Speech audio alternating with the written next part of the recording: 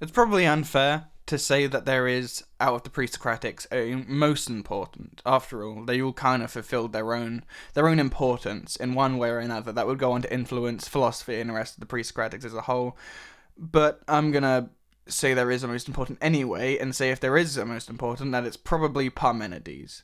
He would found this Eleatic school of thought, which would go on to influence quite a lot of the future Presocratics, whether they were arguing against it or becoming part of it themselves, like Zeno, who would become important with his paradoxes that he made.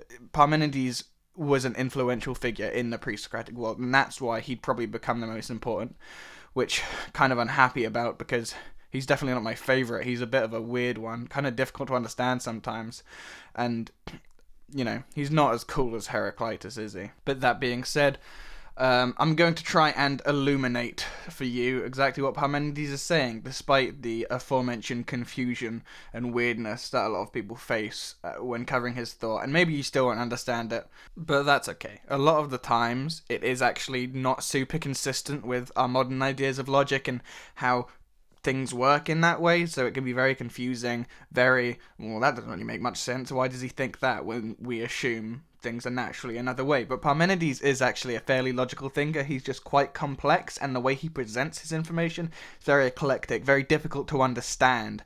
See, he's not like your normal philosopher you might think of, like Aristotle, who wrote down these long, complex treatises about everything he believed. Alternatively, Parmenides writes in this epic poem. It's two parts, called The Way of Truth and The Way of Opinion, The Way of Doxa. And it's written in dactylic hexameter, which is epic verse. It's the kind of rhyming that Homer used in the Odyssey and the Iliad, and Virgil used for his Aeneid long into the future. Now, unfortunately, The Way of Opinion, or The Way of Doxa, or otherwise could be translated as The Way of Seeming, the way things appear to be but aren't actually, is almost entirely lost to us. There are a few fragments here and there we have quoted from various authors, but it's pretty much lost to history, which isn't too much of a problem, because The Way of Opinion, the second part of Parmenides' poem, is meant to be everything that isn't true, everything that is false, so that the way man sees it that isn't true, whereas Parmenides is far more concerned with the way of truth, and our understanding of his thought should be far more concerned with the way of truth anyway, which is, as the name implies, the way of truth. It's everything Parmenides thinks is real, everything that is accurate and correct in his ideas, as will be contrasted with the way of opinion, which we unfortunately don't have to create that contrast, but that's the point I'm trying to get across here, that we mainly have his only actual beliefs, probably because the people talking about him in future were only concerned with his actual ideas. But regardless, we'll attempt to demystify and break down and simplify everything about Parmenides' argumentation and belief and thought structure that is normally quite confusing, and if you still find it confusing after that, either I'm bad at explaining it or you're stupid, and maybe you should think about which one it is. Anyway, getting into it, it begins with him, the main character of the poem, probably Parmenides, maybe it could just be anyone, being led by a chariot. He's on a chariot, and it's being led by these daughters of the sun, and they're led to the gates of night and day, and there is a goddess talking to him. And so right away, we've got this divine account topos going on. This idea of it's good and true knowledge because the gods are telling it to us, so of course it's good and true knowledge. It's playing on the pretensions of the people, and it's a thematic idea that because it's from divinity, it must be true. Now, scholars disagree, but a lot of scholars reckon he's going down to the underworld here, that these gates of nights and day are part of the underworld, and it makes sense. And if this is true, it's playing on another thematic device of the period, which is this katabasis experience. This thing, it's present in Homer a lot. You see, Odysseus has to go down to the underworld to consult the prophet Tiresias to find out what he's got to do next. Drawing on in future text, just an example. Obviously, this wouldn't be present for people at the time, but you see it in Virgil's Aeneid, that they go down into the underworld, and he finds out what he's got to do next. He finds his destiny to found Rome, or whatever, right? And you get this with the Pythagoreans, this idea of cave incubation. You go down to receive divine knowledge, which might feel a bit strange to us Westerners, or modern Westerners, where you think, of course, you go up to receive divine knowledge. That's why it's called ascendancy. But this wasn't quite how it worked in the ancient days. It just made sense to them that, of course, you'd go down into the earth to receive divine and true knowledge. And you see, that's being a common theme of the age, it would make sense if Parmenides is in the underworld, and that's why some scholars do suggest it. And in fact, it's probably, and you can't prove this because it's far, far too broad of a thing to say, but people reckon, some scholars reckon, that the idea of ascendancy actually comes from Plato, because it's him who first brings up this idea of ascendancy for divine knowledge. You get it in the Phaedrus, where he talks about going up for divine knowledge in the chariots, in his reincarnation story, in that dialogue. You also get it in the Republic. The very famous cave story plays a very strange trick. It reverses the roles and has the ignorant people down in the earth, and they come up for ascendancy. The philosopher goes up to learn his true philosophic wisdom. And you also get it right at the end of the Republic with the myth of where goes up to see where the souls of the dead go and learn about reincarnation and the immortality of the soul and all of that. So maybe Plato started it. Again, far too broad to say, but just a little tangent. Going back to the poem, I'll read to you here, actually, Parmenides' main line of argumentation, and it's going to be a little bit confusing. In fact, you probably won't understand what he's going on about, and that's kind of why Parmenides is such a confusing thinker. He's kind of a wacky fella, but hopefully I'll do a good job of explaining what on earth he's going on about as soon as I finish reading it. I'll of course, as always, be using the Jonathan Barnes translation from Early Greek Philosophy. I find it's a decent translation for the pre-Socratic fragments, and it's also the only one I've got, so deal with it if you don't like it, I guess. Anyway, so I give to you the main body of argumentation in Parmenides' The Way of Truth. Quote, "One story, one road now is left, that it is, and on this there are signs aplenty that, being, it is ungenerated and indestructible, whole, of one kind and unwavering and complete, nor was it ever, nor will it be, since now it is altogether one, continuous. For what generation will you seek for it? How, whence did it grow? That it came from what is not, I shall not allow. You say to, or think, for it is not sayable or thinkable, that it is not. And what need would have impelled it later or earlier to spring up if it began from nothing? Thus it must either altogether be or not be. Nor from what is will the strength of warranty ever permit it to come to be anything apart from itself. For that reason justice has not relaxed her fetters and set it free to come into being or perish. But she holds it. Decision in these matters lies in this. It is or it is not, but it has been decided as is necessary to leave the one road unthought and unnamed, for it is not a true road, and to take the other as being and being genuine.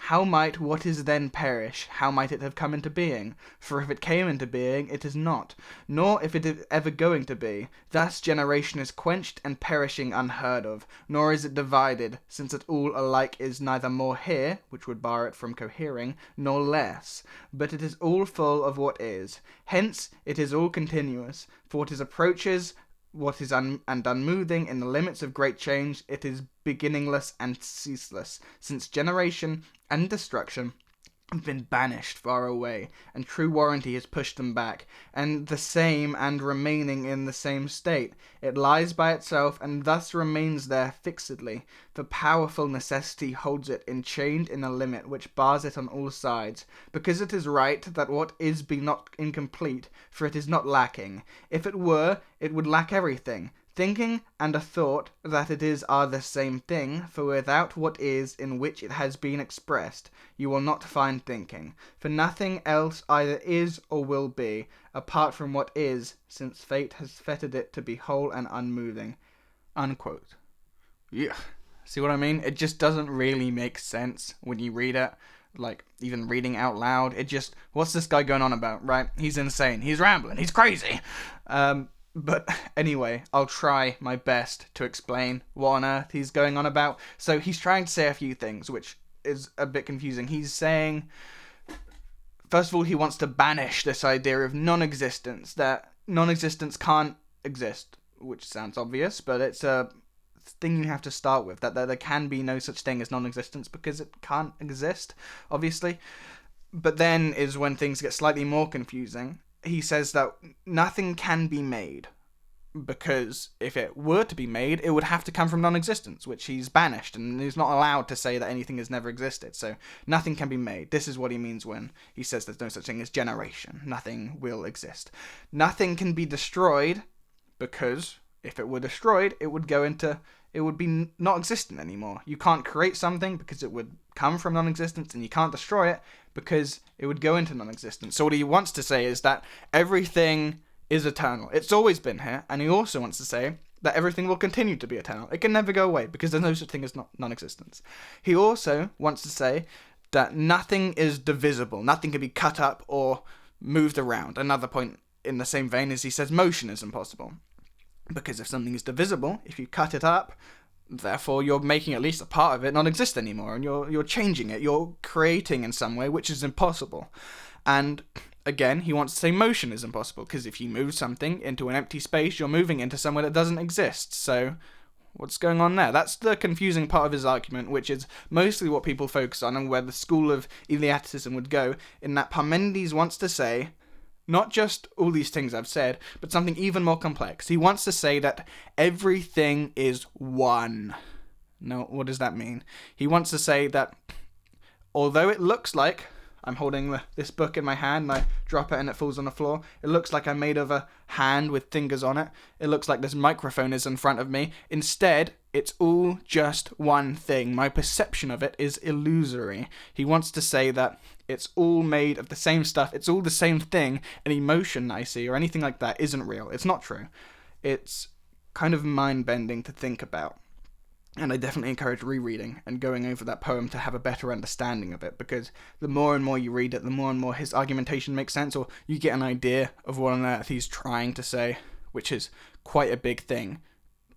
The main final point, if you know anything about Parmenides to know, is he thinks that everything is one. This is a school that he has probably founds called monism, which is, in the name, the idea that everything is one, just one thing, and nothing can move and such. He is probably the first and somewhat of an extreme monist. And it can't be said for sure exactly that this is exactly what he thought, because of how confusing his poem is, and how we only have some slightly dodgy sources on his work, and slightly dodgy sources in that they have things to say about him afterwards that may or may not be true. He wants to say that there's no such thing as multiplicity. Everything is just one.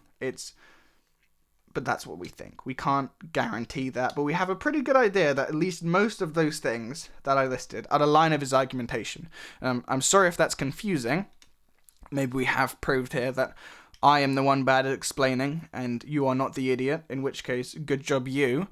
But also, Parmenides is himself a very tricky and difficult to get to terms with philosopher. It takes a while to understand what he's going on about. If you're very interested in this idea, first of all, I'd recommend, obviously, like I said, reading the poem and then reading it again and then reading it again. I'd also recommend just reading up on this line of argumentation. I'll provide some links or recommendations in the bibliography in the description. And I know it's complicated, and like I said before, don't worry if you can't understand it. It doesn't actually mean you're stupid. It's quite intentionally paradoxical at times. It's quite extreme. Sometimes it just doesn't seem to make sense, and it definitely has some aspects which are probably a result of an archaic view of how life works, but he's still, regardless, a very interesting figure, and I hope you can see from what I've explained why and how he's an interesting figure, and hopefully you have a better understanding of who Parmenides is. I hope to do further episodes on the school of Eleaticism that he founds. Definitely Zeno and his paradoxes would be an interesting thing to talk about, and also this idea of paradox as a whole in the Presocratics. I'd love to talk about Heraclitus and his mind-bending, weird little parable things that he has to say, but anyway, point is, hopefully, you have a better understanding of who Parmenides is. And hopefully, you will come away here with a better understanding of his thought and a better understanding of his argumentation. And that is pretty much everything that you need to know about the thought and arguments of Parmenides of Elea. I'll see you around.